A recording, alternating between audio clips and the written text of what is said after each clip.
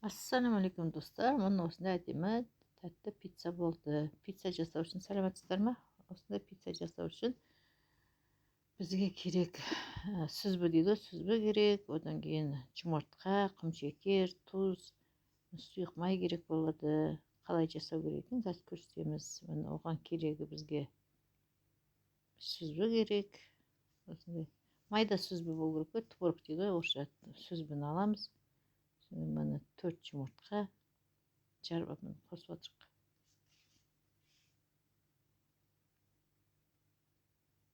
Жарты қасық кішкентай қасықпен тұз саламыз. 1 қасық толы сметананы саламыз. Кілегей магазин сметанасы бола береді. 1 қасық. Соның бәрін жақсылап араластырамыз.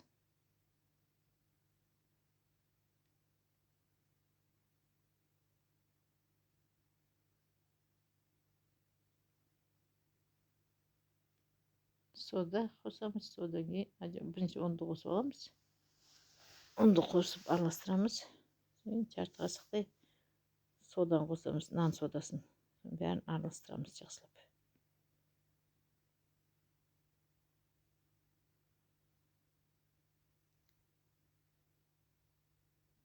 Тағы ұн қосамыз. Рецепт астынан жазылып тұрады, соны жұмсақ қылып илейміз ғой. Нанды қатты қылып илемеу керек, өйткені пісуі қиын болады. Осындай жұмсақ айбат болып тұрсын. Қолға жабысса шеңке алмайды. Қойып қоямыз, бір 10-15 минутқа қоямыз. Өстіп көреміз. Кішкене қолға жабысатын болғаннан кейін 3 қасық сұйық май қостым. Сұйық май қосамыз. Қайтадан нанды илеп жібереміз, жақсылап тұрып. Сұйық маймен араластырып. Одан кейін мынаны не жасаймыз, помазкасын дайындаймыз. Өстіп жақсы чертополох, аса қышқыл емес, орташа болды, чертополох, соны аламыз. Соны 1 қасық құмшекер қосамыз. Кетчуп кетті мауынға. Соны өстіп қолдан жасай салуға болады. И томат. Біздің өзіміздің Қазақстан береке деген томат өте жақсы. Енді әркім өзі қалауын қосады ғой. Бірақ мен соны пайдаланамын.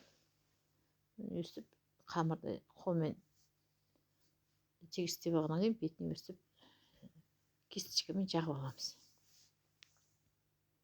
Жақсылап жағып болғаннан кейін духовкаға апарып қосамыз. 180 градус. Бір 20-25 минут қарап тұрасыздар ғой өздеріңіз. Духовкаға апарып қойып жатырмын. Піскеннен кейін барып бетіне колбасаны турап қоямыз.